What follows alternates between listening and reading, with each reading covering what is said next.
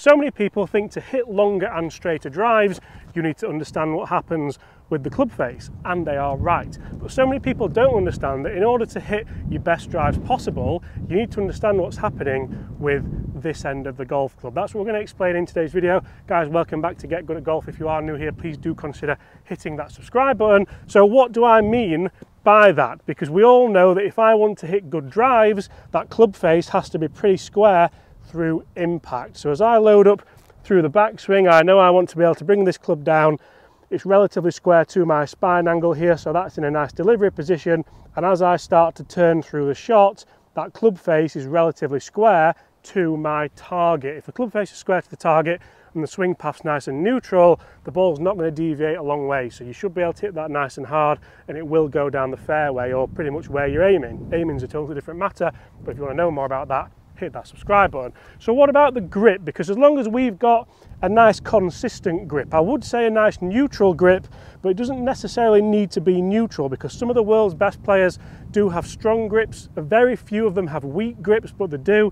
As long as it's consistent and you know your release pattern, then don't worry too much if you have a strong grip with the left hand on top or a weak grip with the right hand on top, because it's very much each to their own, and golf isn't a one fits all, which some people seem to think it is. But the grip needs to work in a certain way. So if I have my grip here and I've got a pretty neutral grip, mine's a little bit strong, so I don't particularly mind that too much.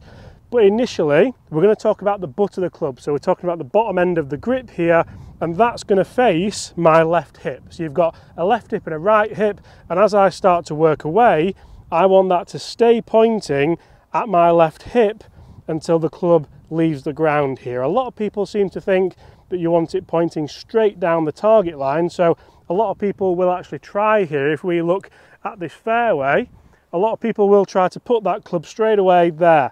And I want the grip of the club pointing straight down the target line, and I want the toe of the club pointing in the air. Now that's how a lot of people were taught quite a few years ago, and then you would have to really turn the hands over and release the club, and it's just very difficult to do. You have to rely on timing, and that's not what we do to create good golf. We don't want to rely on timing, we want to rely on a certain set of skills that are consistent. So if I then think, right, rather than doing that, rather than setting the club here, then setting the club here, and then getting to the top, what if I have a nice consistent takeaway where I move that club away and it's in position here pointing at my left hip. Then from there, as I set the club, so as I start to set my body as well, the butt of the club is pointing straight down here. So if you imagine a line down here, which is pretty much your target line, but in reverse, I set the club there so it's pointing straight down on that line. That for me shows that I'm on a pretty good plane with the club. So I'm not pointing all the way out here, pointing nice and horizontal. I'm not pointing vertically straight down, because from here I'm going to attack it too steeply, and from here pretty much anything could happen. I could attack it steeply and come over the top. I could throw it underneath and get stuck underneath, and that again isn't how we create consistency. That's not what to do, that's what not to do, if that makes sense. Basically, don't do that. What I want to feel like you do is, as you've worked through these positions here, as you load up to the top of the backswing, depending how long your swing is, it might point behind you, it might not. Some of the best golf swings in the world, look at Jon Rahm, are the shorter backswings. And as I work down into the ball, I work through those same positions and wait till you see the impact position, because the impact position is totally different to where we started. That's one of the only positions that does really change, and that changes because of how the body works through the shot. Obviously with a driver, we're wanting to create a lot of power and speed.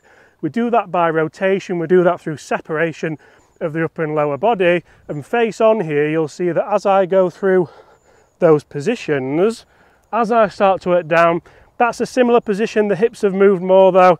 I get it into my delivery position here, the hips have moved again, and as I start to work round here, you'll see the hips have massively cleared out, the chest starting to clear out. It's not massively open, but it's starting to clear out, and then the handle is pointing past my hips here. I know I've done that because my hips have rotated correctly.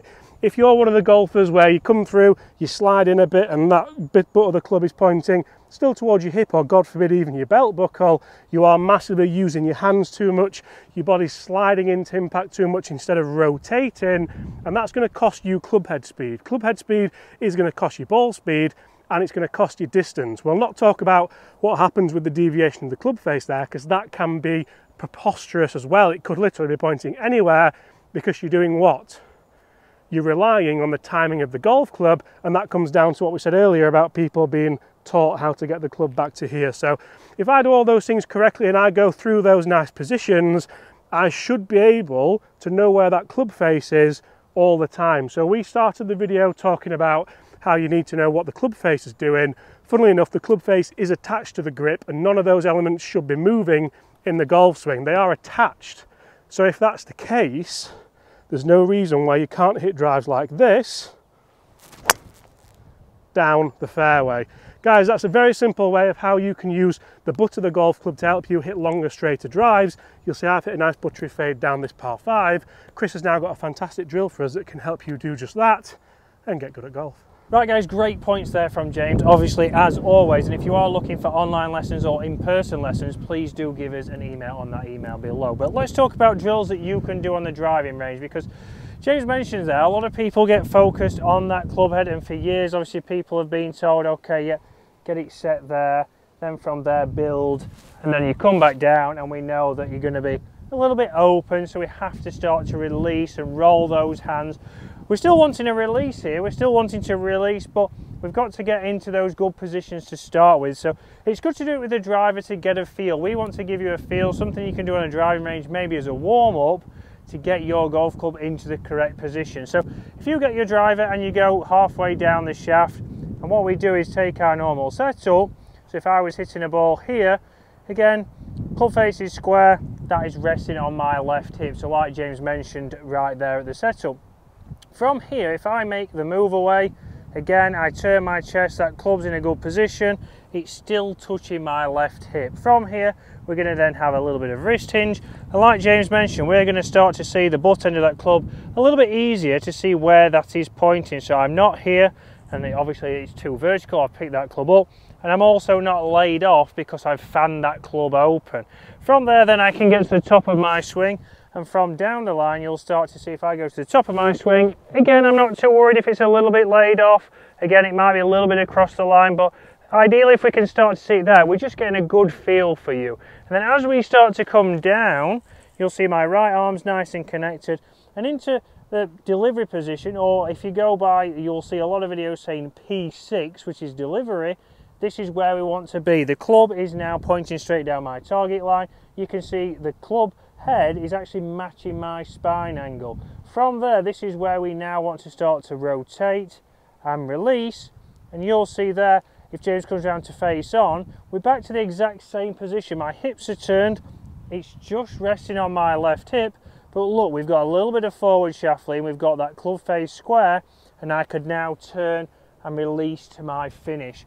So once we've done a few movements that with the driver, a good thing to do is grab an alignment stick and grab a pitching wedge, grab one of your lower lofted clubs, rest it on the back of your shaft and just do exactly the same. It's going there and just hit some pitch shots where we're really focusing on, right, I've got to get turned through without the alignment stick hitting me on the side. Again, if you go away with a bruise on your side, I'm not taking any blame for that. The disclaimer is there. So again, if you're somebody who releases early, you're going to start to feel that kind of pattern just hitting your side. We know then we're casting the golf club, and once we start to cast the golf club, we know that we can open up the left hand side of the golf course, we can open up the right hand side of the golf course. We want to make sure that we're getting this motion where, again, the takeaway or the move away is the main thing we focus on to start with. Then we can start to see, yep, that club points down just on the line of the golf ball. Up to the top, down into this position here, and this is a very important position because this is obviously when we're starting to see, right, have I done anything with my wrist, have I changed that, have I got it closed, and that's where I might see I hit a lot of hook shots. Have I come down and it's very much there? Am I somebody who loses a lot of shots out to the right? You're then going to start to work on the turn. The turn is the biggest thing in golf that we start to miss. Everybody gets obsessed with positions, which we've gone through there, but to get to a solid impact, we have to make sure we rotate through the shot. This is the same in chipping, it's the same with your irons, and it's certainly very important with your driver. If you want to hit longer, straighter drives, we've got to make sure we can get into those positions, think, okay, I've just done those feels, I now come over the shot and commit